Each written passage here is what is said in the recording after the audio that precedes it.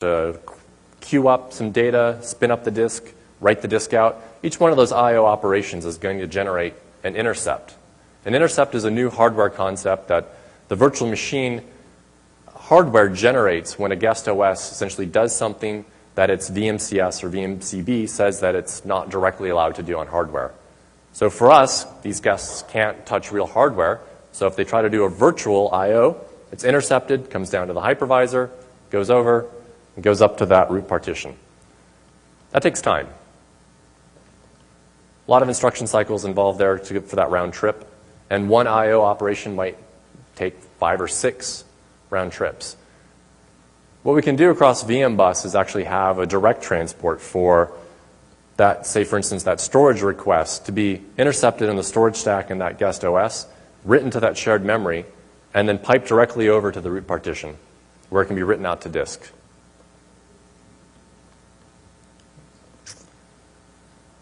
And then for each subsequent guest partition that's launched, up in the top left there, we launch another worker process. One worker process per guest. One instance of VM bus per guest.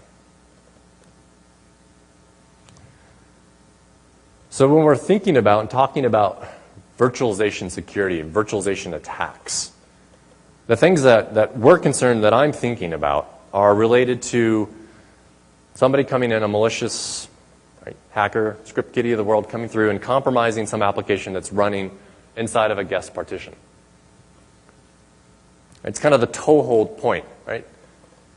These guests are where you're going to run your internet-facing applications and internet services, so these are the things that are going to be exposed to the most risk. That root partition can be locked down, tucked away. We'll talk a little bit more about that. But the guests are where you're going to have your greatest exposure. So if a guest application were to be compromised, let's say it's running with privilege, or you have a kernel bug in the OS that you're running here. Right? Worst case scenario, that guest kernel has now been owned. So what we have to be concerned about is accepting this as a reality for what could happen inside of a virtual machine. We have to ensure that if that were to occur, that guest can't break out of the confines of its partition. It can't affect another guest. We don't want it to compromise the hypervisor. We're also concerned about it compromising the root partition. If a guest were to compromise the root partition, it could get access to all of the other guests on the machine.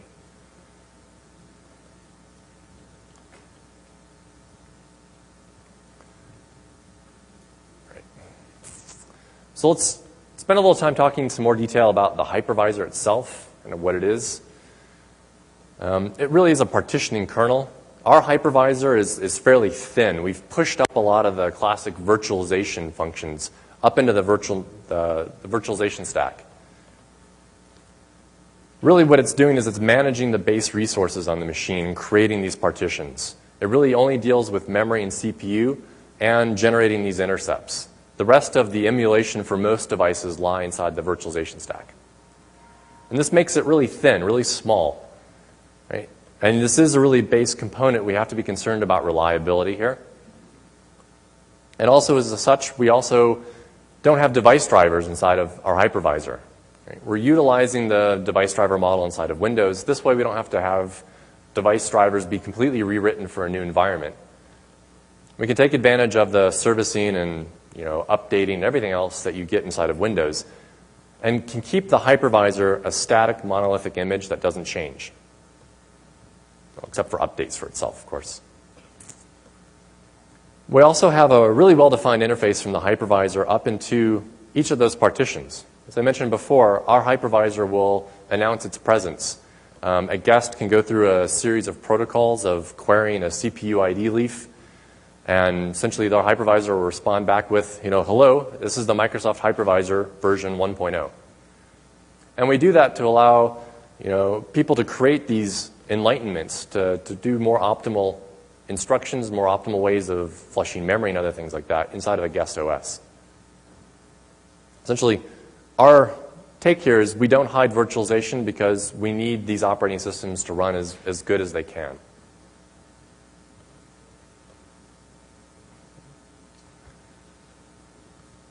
I think I've talked about most of the things for the virtualization stack, those pieces inside the root OS.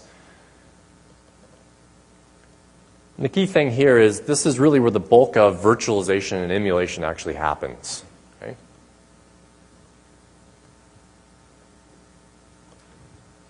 All right. So now we can really kind of auger in and just kind of go into the security characteristics of this system. I want to talk about some of the things that we're doing and some of the things that we're not doing to be pretty clear about what the security goals and non-goals of the system are. Right. So I've got up here the list of security assumptions that we kind of go off of. The first and most important one is we always treat those guest virtual machines as untrusted. The assumption always has to be that they've potentially been compromised. So we can't rely on any correct behavior in a guest OS, even on the enlightenments, even on virtual service clients. The expectation is they're going to try to do bad things to the hypervisor and the root partition. Right? That said, we do recognize that the root partition needs to be trusted by the hypervisor, and the root partition, essentially as a role of a parent, needs to be trusted by all the guest OSs that it's creating, its children. The third thing here is we also have an assumption that the guests are going to try to run in every processor mode available and switch between them and essentially just try to, essentially the sky's the limit inside of a guest because we're allowing them to run on real hardware and really run in ring 0 or really run in 16-bit, 32-bit, 64-bit, long mode, real mode, everything else. Right? The expectation is we have to be able to handle every possible transition there. Another one of our assumptions is that the hypercall interface itself is going to be well known, well understood, and potentially going to be attempted by a hostile, malicious, compromised guest. Right? We don't get to hide the fact that there is that interface there. So the expectation is the guest will try every possible interface that's open and available to it.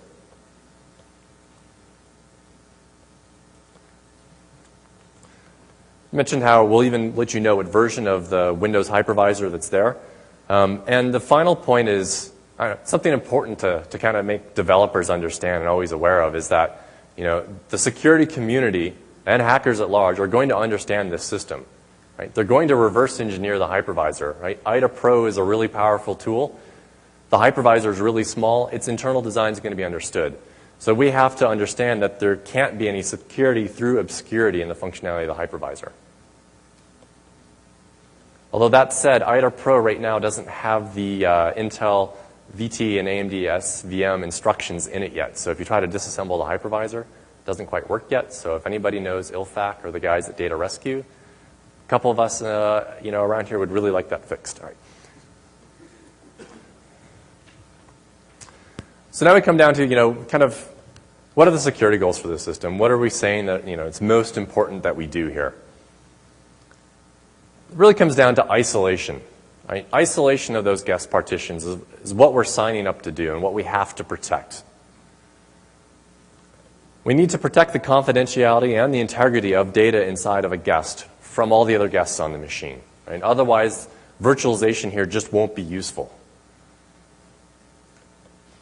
And in order to achieve this, we have some internal design goals around separation, right? Making sure that we have a unique worker process per guest, that we have a unique instance of VM bus per guest, and that we also protect or provide non-interference so that one guest can't see the contents of another guest or modify its contents. And this is a pretty strong stance, and any instance where we find a bug or an issue with the software that could allow one of these to be violated, it's priority one, we have to fix it. The flip side, and really equally as important, is to really be clear about the things that we're not doing with the hypervisor and with Windows Server virtualization. We're running on shared hardware, and there is always the threat of a potential for essentially what I call hardware bleed-through or inference attacks. And this is to say not that one guest can find some issue with the hardware and see another guest's contents. This is really just more around the issue of a guest operating system, because it's on shared hardware, has the potential to see when another guest is present, or that there are even other guests on the system, and maybe when they're doing something. You can kind of think of it maybe like your hotel room here. You really can't hear the people talking and what they're saying in the room next to you, but you can probably hear when they're coming in and out of their room, or maybe when they're using their shower, maybe your water pressure drops. And that's the reality of any virtualization system on shared hardware. And that also means that there's a potential threat or risk for covert channels. Right? Two compromised guests, not allowed to talk to each other, but they can potentially manipulate or modulate those things to signal to each other. By and large, security community, this really isn't that big of a concern. This is really kind of an issue sort of for kind of military level, high level specification, uber security systems. But it's important to recognize where the limitations are on virtualization and really what the impact is for deploying and using virtualization. Another issue with essentially shared hardware and shared services is there's the potential or risk for availability attacks. It's something that we can't guarantee to the same degree that we can guarantee confidentiality and integrity protection.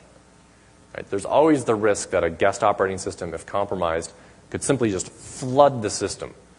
Right? There are a lot of things we can do to block that and prevent that, but you can only go so far because there might be legitimate times when a guest OS really is the only one processing and really does need to actually do a lot of network or storage access. And again, this is another reality of virtualization. It's not necessarily specific to our system. It's broadly across all virtualization. Right. We're not protecting guests from their root partition. And the root partition essentially has all the internal state for that guest. And that's just something we have to accept. If the root partition is compromised, the guests are compromised. And likewise, as I showed sort of that stepwise diagram, the root partition is there, at least some small part of it, before the hypervisor gets launched. And while the root partition runs in a separate partition, doesn't have direct memory access, modifying page tables to get memory mappings on the hypervisor, they have separate address spaces, the hypervisor could still tamper with, the root partition could still tamper with the hypervisor as it's launching it. And because the root partition has access to physical devices still, right? So the actual storage controller, network controller, there's always the risk for what we call a DMA attack, right? Programming that physical device to bypass those memory protections and just raw read or write into the hypervisor's memory. Now, both of those concerns are things that future hardware is going to be looking to address. But as it stands today, that's just simply something we have to recognize. And finally, things that we're not doing in this version of Windows Server Virtualization is we're not taking advantage of, in the hypervisor itself, things like trusted hardware. So the hypervisor is not using a TPM. Hypervisor is not utilizing any device assignment capabilities. These are future investments we're looking at using. Of course, that said, if that root partition were to be using a TPM, for instance, we wouldn't interfere with that. It's another device. The root partition gets to use physical devices. That's great.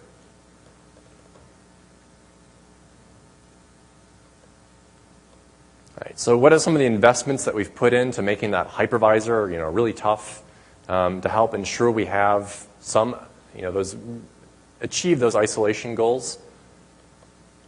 And the first one, it's pretty interesting and important one, is that we have a separate address space for the hypervisor from the root partition. And this is different than the software VMMs, where the virtual machine monitor ran inside the kernel. Right now we're talking the virtual machine monitor, the hypervisor runs in a completely separate address space, even than that root partition and the guests.